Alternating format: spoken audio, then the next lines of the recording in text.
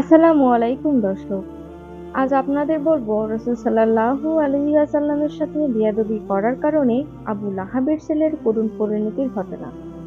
ইরাকের প্রসিদ্ধ নগরী বসরা এরই সীমান্তে বাস করত বদমেজাজি স্বভাবের এক ব্যক্তি। তার মূল নাম যাই হোক না কেন, সকলের নিকট সে আবু সালামা নামে পরিচিত।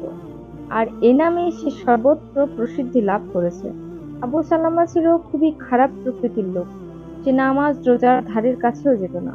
উপরন্তু মাঝে মধ্যে সে রাসূল সাল্লাল্লাহু আলাইহি ওয়াসাল্লামের নুরানি সুন্নত নিয়েও উপহাস করত, ঠাট্টা বিদ্রূপ করত।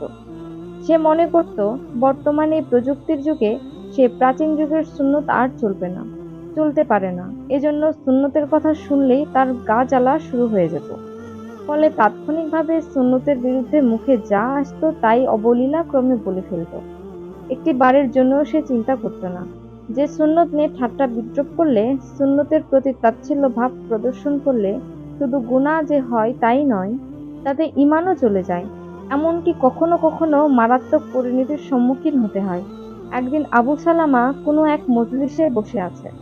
এমন সময় একটি গুরুত্বপূর্ণ সুন্নত মিসওয়াকের ফজিলত সম্পর্কে আলোচনা করা শুরু হলে সে বলে উঠল, খোদার কসম, আমি আমার পেছনের রাস্তা ব্যতীত অন্য কোথাও মিসওয়াক ব্যবহার করব না। নাউজুবিল্লাহ। এ কথা বলে সত্যি সত্যি সে একটি মিসওয়াক নিয়ে তার প্রস্রাবদ্বারে ঢুকিয়ে দেয় এবং পুনরায় বের করে আনে। এ ঘটনা প্রত্যক্ষ করে সকলেই হতবিহ্বল ভাবে হয়ে পড়ে। কেউ কেউ সাহস করে তাকে ধিক্কার দিয়ে বলতে লাগে, আবু সালামা, এ কি করলে? তুমি নবীর সুন্নতের সাথে এমন বেয়াদবি কেন করলে? জানি তুমি সুন্নতকে ভালোবাসো না, সুন্নতের কথা তুমি শুনতেই পারো না, তাই বলে প্রকাশ্যে তুমি সুন্নতের এত বড় অবমাননা করতে পারবে, তা আমরা কল্পনাও করতে পারিনি। এক্ষুনি তুমি তওবা করো, খোদার দরবারে কেঁদে কেঁদে মাপ চাও। নইলে সেই দিন হয়তো বেশি দূরে নয় যেদিন তোমাকে এর জন্য নড়াচড়া বা চরম মূল্য দিতে হবে। তোমাকে কঠিন শাস্তির সম্মুখীন হতে হবে। আবু সালামা তাদের কথা মোটেও আমলে নিল না। উপরন্তু সে মুখ ভেঙচে উদ্ধৃত ভাব নিয়ে বলল, আরে রাখো তোমাদের এসব কথা। আমি এগুলোকে মোটেও ভয় পাই না, সামান্যতম পরোয়াও করি না। তোমরা দেখবে আমার কিছুই হবে না। সুন্নতের সাথে এরূপ অশালীন আচরণ এবং তার উদ্ধৃতপূর্ণ কথায় মজলিসের সকলেই তার উপর ক্ষুব্ধ হলো। তারা বিভিন্নভাবে তাকে বোঝাতে চেষ্টা করল, কিন্তু সকল চেষ্টায় ব্যর্থ হলো। অবশেষে ভীষণ মন কষ্ট নিয়ে প্রত্যেকেই যার যার ঘরে ফিরল। ঘটনার ৯ মাস পরের কথা। একদিন আবু সালামার পেটে প্রচন্ড ব্যথা শুরু হলো। ধীরে ধীরে পেট ফুলতে শুরু করে। দেখে মনে হবে সে যেন অন্তঃসত্ত্বা, সন্তান সম্ভবা।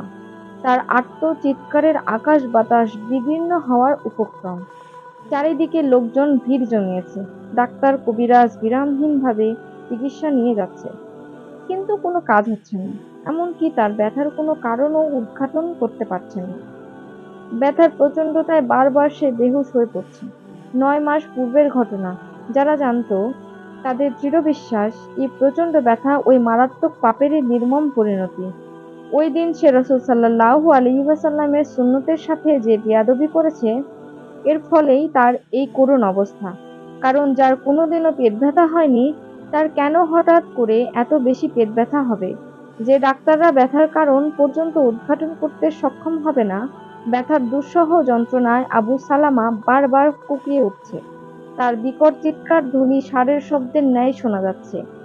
তার মর্মভেদী আর্তনাদ মৃতের মাটি ছাড়িয়ে আল্লাহর আরশ বুঝি কাঁপিয়ে তুলল। কিন্তু হায়, সময়ের তালে তালে ব্যথার মাত্রা আরো বহুগুণে বৃদ্ধি পেতে লাগলো।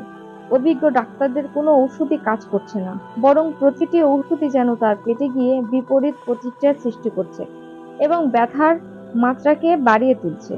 এভাবে কয়েকদিন অতিবাহিত হওয়ার পর সে ইঁদুরের ন্যায় একটি বাচ্চা প্রসব করে। বাচ্চাটির ৪টি পা, মাথাটা ঠিক মাছের মতো, দাঁতগুলো মুখের বাইরে চলে এসেছে।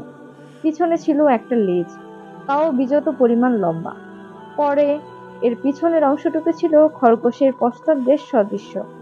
অদ্ভুত এ ভয়ঙ্কর আকৃতির এ বাচ্চাটি বাইরে আসার সাথে সাথে বিকট স্বরে পরপর ৩টি আওয়াজ দেয়। অতঃপর আবু সালামার এক মেয়ে বাচ্চাটির মাথায় আঘাত করলে সেটি মারা যায়।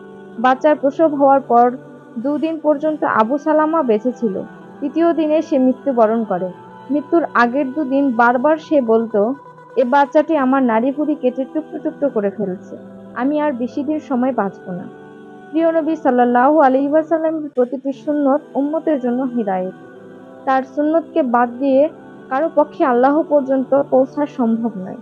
আল্লাহ পাক পবিত্র কোরআনে বলেছেন, আপনি বলে দিন, যদি তোমরা আল্লাহকে ভালোবাসতে চাও তাহলে আমি মুহাম্মদ সাল্লাল্লাহু আলাইহি ওয়াসাল্লামের অনুসরণ করো। এতে আল্লাহ তোমাদের ভালোবাসবেন এবং তোমাদের যাবতীয় পাপ মার্জনা করে দিবেন। রাসূল সাল্লাল্লাহু আলাইহি ওয়াসাল্লাম বলেছেন, যে ব্যক্তি আমার সুন্নতকে মহব্বত করলো সে আমাকে মহব্বত করলো, আর যে আমাকে মহব্বত করলো সে আমার সাথে জান্নাতে যাবে। এজন্য প্রতিটি মুসলমানের উচিত জীবনের সর্বস্তরে রাসূল সাল্লাল্লাহু আলাইহি ওয়াসাল্লামের প্রতিটি সুন্নত বাস্তবায়ন করা। সুপ্রিয় দর্শক, কি ছিল আজকের ঘটনা? দেখা হবে নতুন আরো একটি ভিডিওতে। আমাদের চ্যানেলটি সাবস্ক্রাইব করবেন।